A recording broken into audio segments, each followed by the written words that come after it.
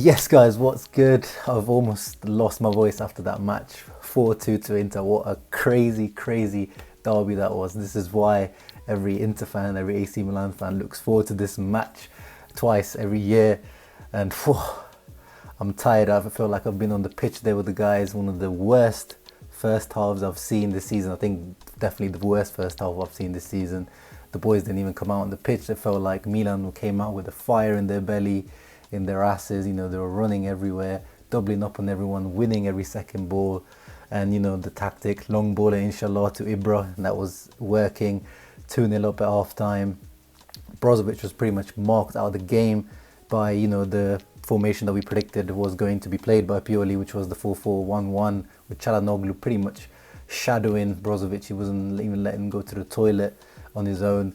Barella was nowhere to be seen. That was the worst first half I've ever seen from Barella. Like, the guy, he should be one of our top technical players in the team, and yeah, he was nowhere to be seen.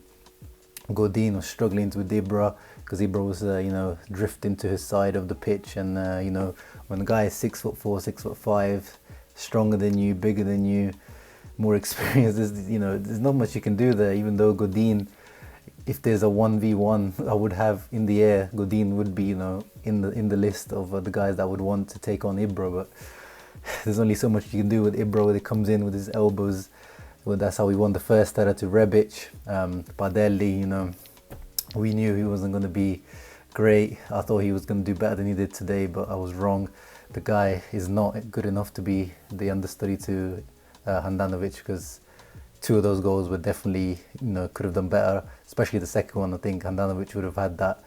But, you know, that's what you have to make do with sometimes. I think Vrij and Vecino were the only ones that could save themselves in that first half. Lukaku as well, he had a great run where he took Romagnoli out for a walk, and then Vecino had that chance to score a goal. And, you know, Matthias Vecino, you know, the guy that, you know, we all love to kind of hate and laugh about, but as I always say, as many of you know, he just turns up in these matches and you can't deny it. There's only so many times you can say something and it doesn't happen, because this guy is just the truth when it comes to these big matches.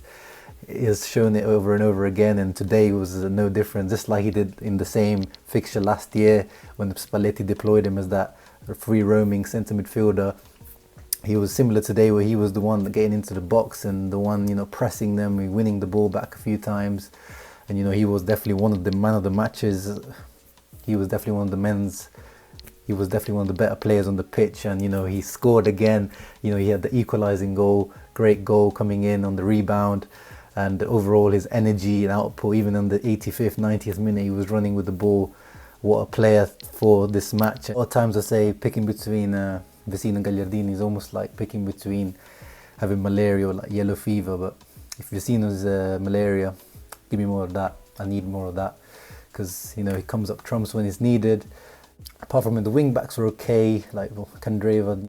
He messed up a few moves here and there, but, you know, they didn't really have much space, because, you know, Milan with the 4-4-2 basically they were playing, so they had the wing back and the winger doubling up on the wing back, so they didn't really have much space. And with Theo bombing down on the left, it was difficult for Candreva to get up there.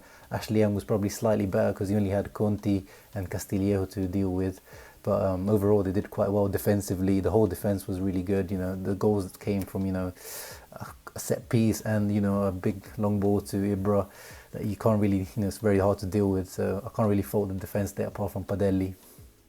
The halftime team talk, that must have been a madness in there, because Conte, if you follow me on Twitter, I said, you know, Conte needs to go fully in because the hairdryer treatment was needed. And I'm sure he must have kicked a few bottles and things in there, because it needed to be done. The boys just needed to wake up, and they did exactly that. Milan didn't even do that bad in the second half. Like, I can't even, you know, see individual mistakes that much, but Inter just came out with that fire that we should have came out in the first half. Attacked. Barella was there. Brozovic as a captain, first goal as a captain. What a goal with his weaker foot on a volley. Couldn't be better. And then after that, we started to take control of the match finally with Barella and Brozovic taking control.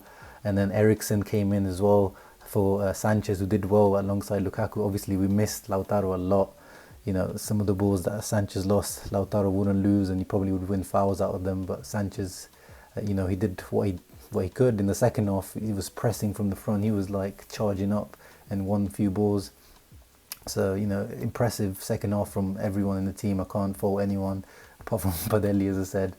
Vrij probably has to be my man of the match because, you know, he just doesn't put a foot wrong, this guy. Maybe he could have got his foot to the first goal when Rebic got there, but it was a difficult one. And that header that he scored, I don't, how the hell did he get the angle when he was like coming in? And I think that was Romagnoli again who left him. Romagnoli keeps gifting us goals and derby, so thank you very much, Mr. Milan captain. And the last goal, Lukaku, man, he just bullied Kier out of the way, like, get out of here, man. And yes, we didn't choke. That was the thing that I was fearful, and I think that shows the difference between this Inter team under Antonio Conte, between every other single Inter team.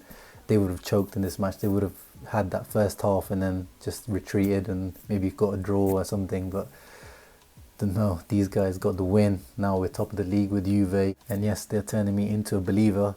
You know, I've been saying that this team is not good for the Scudetto, and I keep still thinking that, but if they keep playing like this and if Juve keep faltering, who knows what could happen by June, May.